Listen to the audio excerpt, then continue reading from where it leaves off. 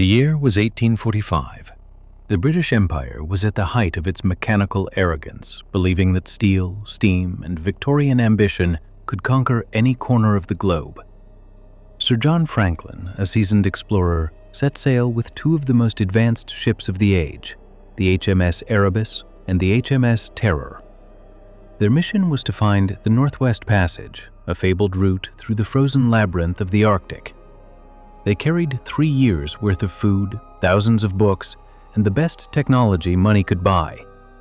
But the Arctic is not a place that respects technology. It is a place of white silence and crushing ice.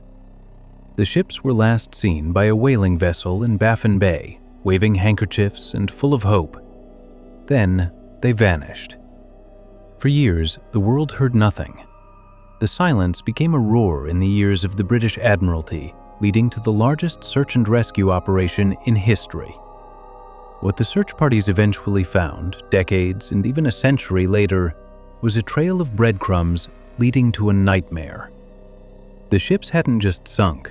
They had been swallowed by the ice, turned into stationary prisons where time and cold began to erode the sanity of 129 men.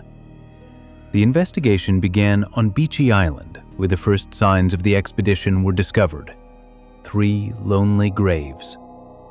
The headboards were neat, the inscriptions professional. But beneath the permafrost, the bodies were perfectly preserved by the cold. When investigators eventually exhumed them in the 1980s, they found the men looking as if they had died yesterday. Their eyes were still open, staring back from across a century. The forensics revealed a terrifying truth. They weren't just dying of cold. They were being poisoned by the very technology meant to save them, the lead solder in their tinned food. As the years in the ice progressed, the situation on the Erebus and Terror shifted from a mission to a slow-motion catastrophe. The coal ran out. The heat vanished. The interior of the ships became ice caves where the breath of the men froze onto the walls in thick, glittering sheets. The wood groaned under the pressure of the pack ice, a sound like a giant grinding its teeth. In April 1848, the survivors made a desperate decision. They abandoned the ships. A single note left in a stone cairn on Victory Point told the story.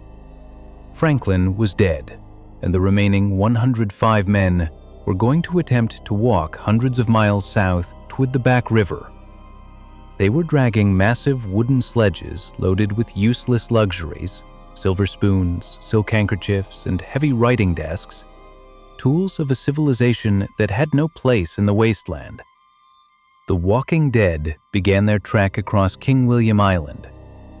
The Inuit people watched from a distance, seeing men who were falling down as they walked. The trail they left behind was a graveyard of abandoned items. Police and naval investigators would later find these sledges, some containing skeletons huddled together under frozen canvases, still clutching Bibles and vanity kits.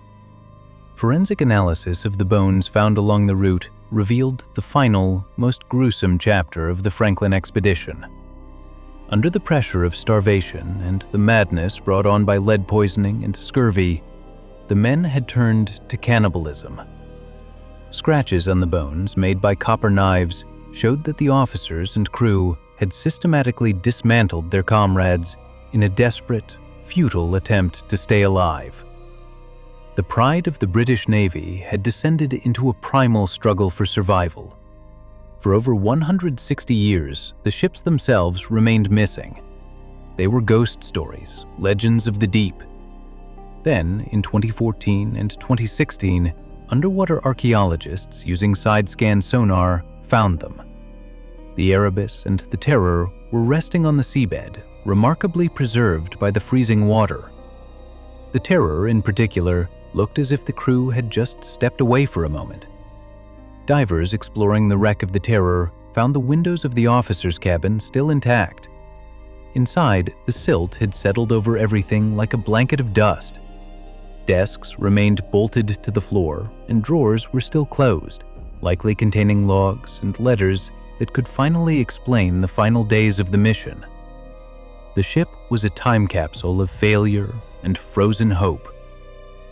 The investigation into the Franklin expedition is a study in how nature reclaims the arrogant. The ships were the pinnacle of Victorian engineering, reinforced with iron plates and equipped with internal heating, yet they became coffins. The lead-sealed tins of food, meant to be their salvation, became their poison.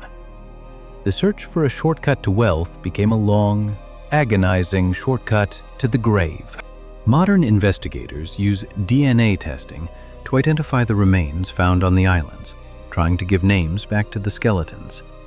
They have found the descendants of the crew, bridging the gap between a 19th century disaster and 21st century science.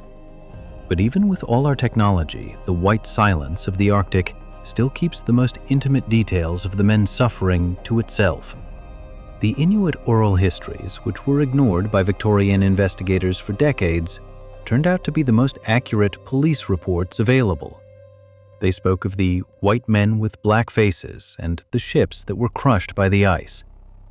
The arrogance of the British explorers, who refused to learn from the locals how to hunt and to survive, was their ultimate downfall.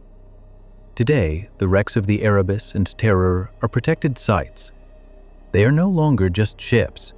They are monuments to the limits of human endurance and the consequences of overreach. The cold water of the Arctic acts as a guardian, keeping the wood from rotting and the secrets from fading.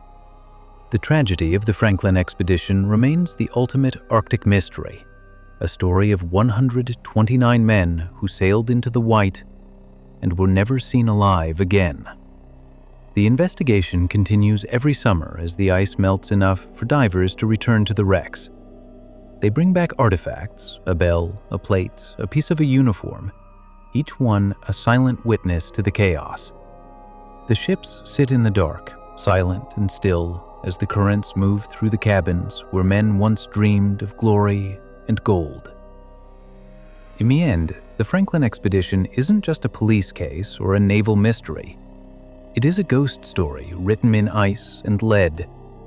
It is the story of a civilization that thought it could master the world, only to find that the world can still swallow us whole without leaving a trace.